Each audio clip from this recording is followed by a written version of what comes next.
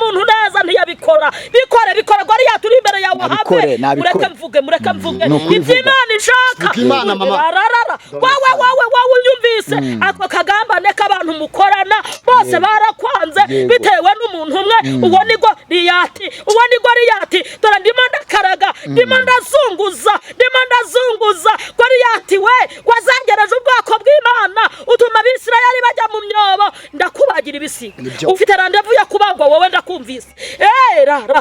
anyway ibi byimba notaya bone wasika uyu nawe yakubise umutwe hasi ariko ma ndimo ndazunguza Goliyati ndamubagira ibisiga pa zome hari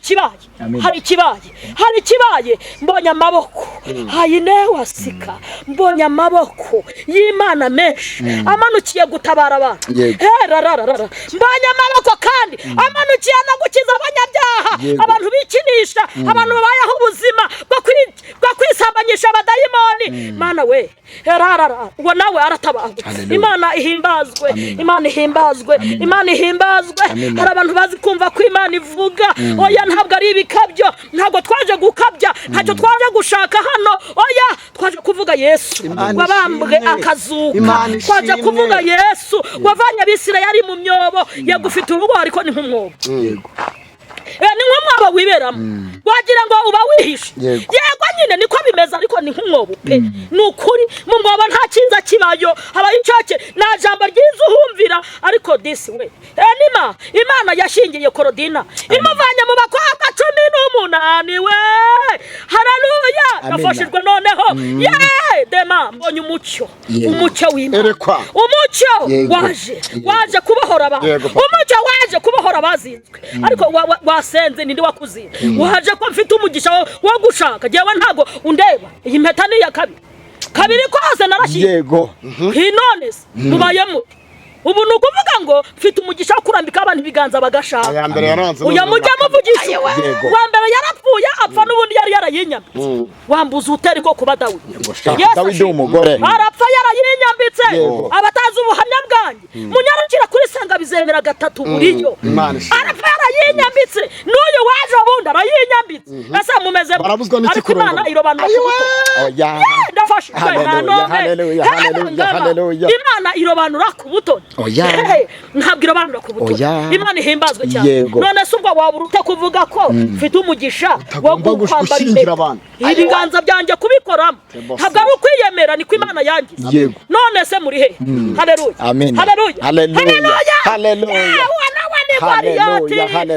ni Goliyati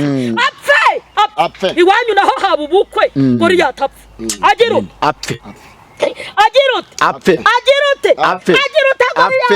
Goliyati parodima angaze pesa kuta kanima ngo mama wawe agiye gupfa ngo afata abonye ubukwe bwawe uhari uhangayitse uyu muntu afite musaza wahangayikiye nema numvisa n'undi uri muri Canada amaze y'imyaka 20 undi amaze y'imyaka itabarwa yabuze icyamugarura iwabo doni warabinifo biva ari wuhari ntago ariko nababwiye ko ari Imana mwakiriye zamanda wana uyu muntu uri i Burayi heri widamo uyu muntu uri mu Bubirigi uyu muntu uri Kampala uyu muntu uri muri South Africa pidi yano nemanda yasini kuta ndaje kudesika ndaje noherejwe n'Imana ntago ari yatufite haya debo nema umva Dawidi 45 uwite Dawidi abwira umufilisitiya ati se uyu mufilisitiya kutabyara aranyumvise herawanema ariko mana uyu mufilisitiya wo kudakora akazi ngo karambe ubu aranyumvise nawe abariwe wanteranye inkota n'icumu n'agacumu ariko jewe yego ni widakota sikita haleluya inkuru za Dawidi yego yatoragu yego amabuye atanu atanu sopela win haleluya sonema atanu yego ngaya biri ngaya atatu yego abande batanu yego ari widibi henomene fo ariko akora umuhumetso rimwe arishira mu muhume yego harageze yego harageze yego haleluya haleluya harageze haleluya harageze haleluya yego Goliyati yego haba nta bukwe bubaye. Yego. Ariko ndagira ngo penotapa shati kuta ngoma guriya Yego. mukoco Yego. yaguhagaze imbere ware Hallelujah. intebe yawe baherutse kuyimura urarebera urabyihorera. Yego. Hallelujah. Naje mu izina ry'Uwiteka siniwi tangoza nima Hallelujah. ry'Uwiteka Yego. zonema isukari Yego. diyabete Yego. kanseri Yego. sida Yego. nema wawe unyumvise ahubwo Yego. henangamaya amaganga usangera wongera ujya gutanga ibizaje. Yego. Naho ubundi Goliyati haranga ya sinikuta Dawidi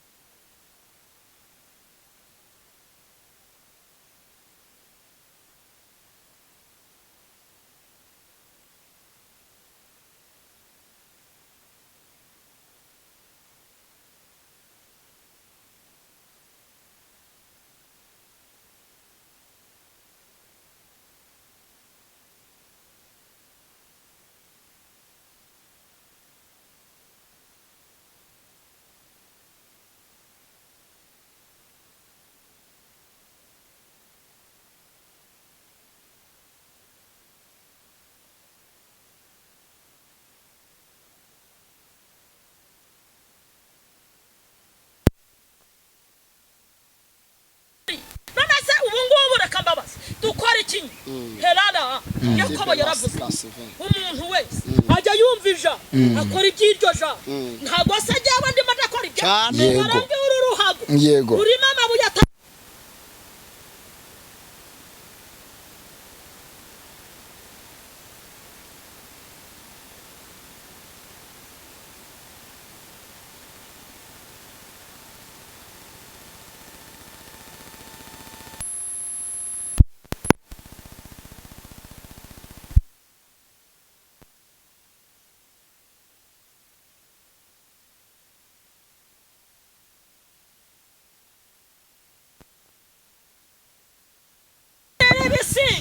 ibisiga ndagaburira ibisiga n'inyamaswa zo mu kirere intumbi z'inyama z'abafilisitiya Imana ihimbazwe yego ndumva uyu muntu urwaye amaguru yari Goliyati nawe Imana imukozeho yewe ndumva uyu muntu